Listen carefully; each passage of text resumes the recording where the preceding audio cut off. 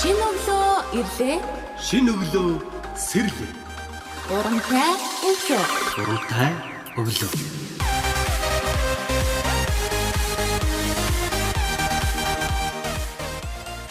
Сонсогчдоо та бүхэнд өглөөний мэндийг хүргэе. Урамтай өглөө нэвтрүүлэг энэ удаагийн дугаарыг Монголын үндэсний музейгээс та бүхэнд бэлтгэн өргөхөд бэлэн болсон байна. Яг одоо би Монголын үндэсний музей дээр ирээд байна. Тэгэхээр энэ 7 хоногт бид соёлын өвийг сурталчлах 7 хоног болгосон. Тэгвэл өнөөдрийнхөө дугаараар та бүхэндээ соёлын биет өв гэж ямар үг хэлдгийг, за тэр дундаа Монголын үндэсний музейд хадгалагдаж байгаа хосгүй намын археологийн олдврууд ямар олдврууд байгаа вэ гэдээ энэ талаар бас сонирхолтой мэдээллүүдийг хүргэхээр бэлтгэлээ. Ингээд сонсогч та бүхнийг Монголын үндэсний музейн тайлбарлагч Цэндматай уулзуулъя. Өглөөний минь сайхан амарсан уу? Өглөөний минь сайхан амарсан уу?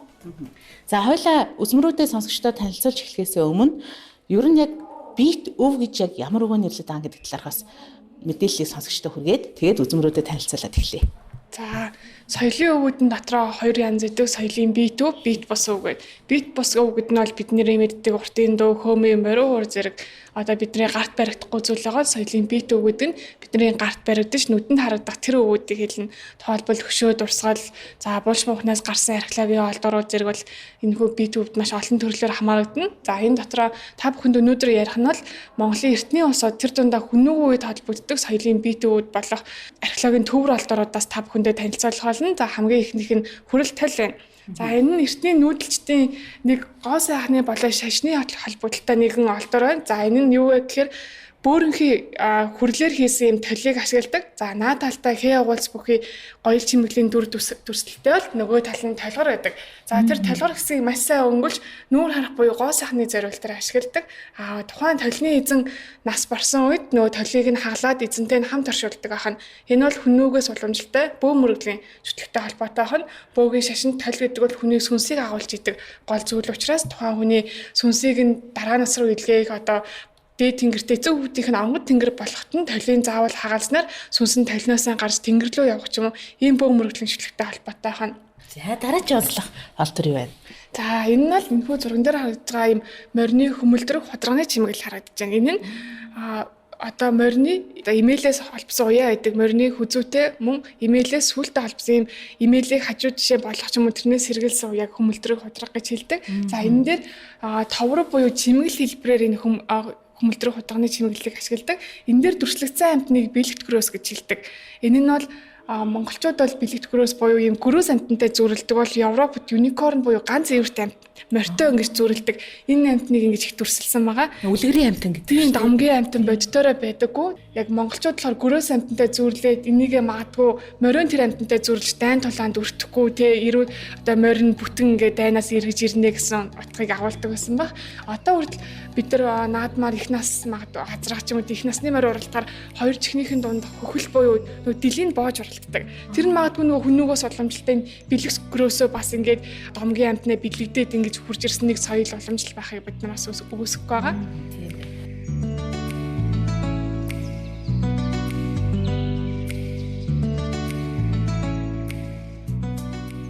Хүннүгээс уламжлалтай нэг зүйл нь бол агсраг бүс байдаг. Нүүдэлчдийн одоо хамгийн гол зүйл нүүдэлчд бол нөгөө нүүдлээ амьдардаг. Тэгээд тэр цагаа гартаа тохирсон дээл ховц өмсөж байгаа.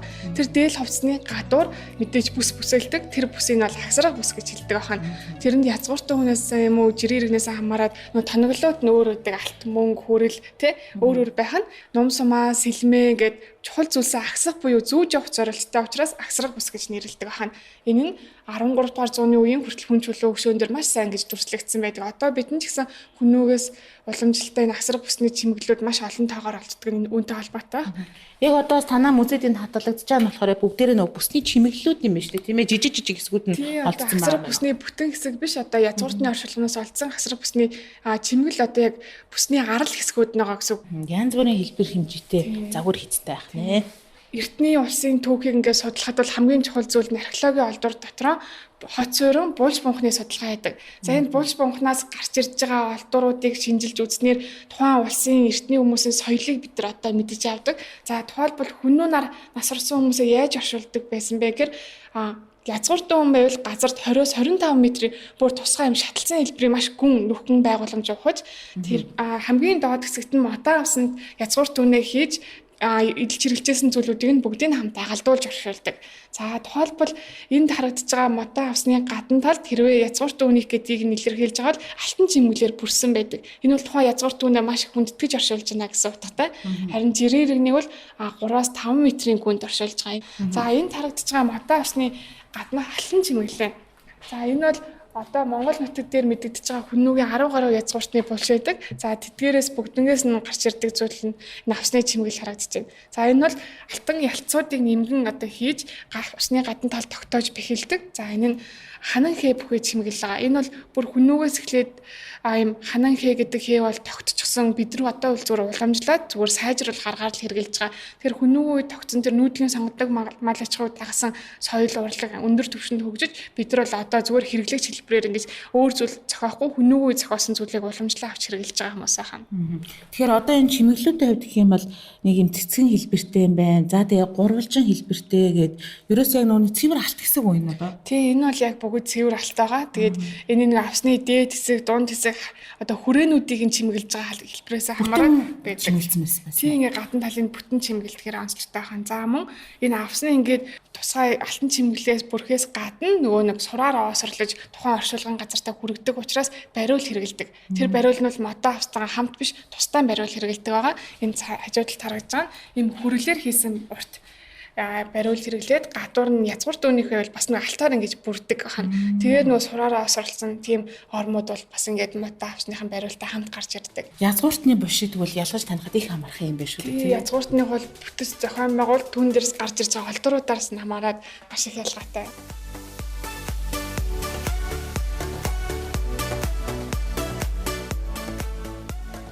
За дараагийн онцлог үзмэр олдвор юу байна?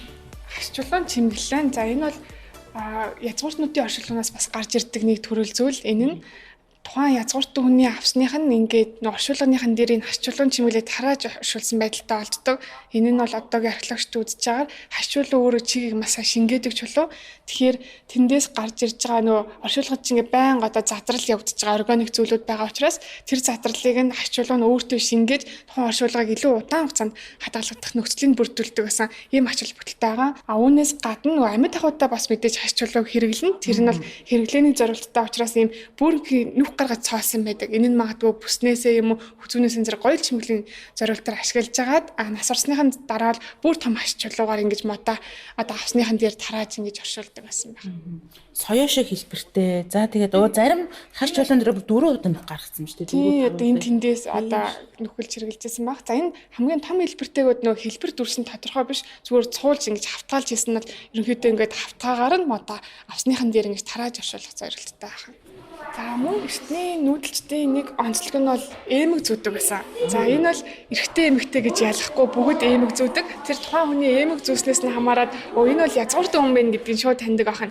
Тухайлбал Хувлаа хааны үед холбогддог Хувлаа хаан ав хийж байгаа зурган дээр бол бас зарим язгууртан хүмүүс нь эмэг зүүсэн байдаг. Тэр нь бол тэр хүнийг язгууртан байна гэдгийг илэрхийлж байгаа нэг хэлбэр нь ахна. За тухайлбал энэ төргийн Гүлтгэн занчин болон Бэлэг хааны төвлөрийн сүмээс ийм бас цавирган алтан эмгэнүүд гарч ирсэн бол энэ бол хааны угсааны язгууртан хүн байна шүү гэдгийг энэ эмгээр нэлэрхийлж байгаа гэдэг нэг хэлбэр нь бол ингэж батлагдчихж байгаа гэсэн үг.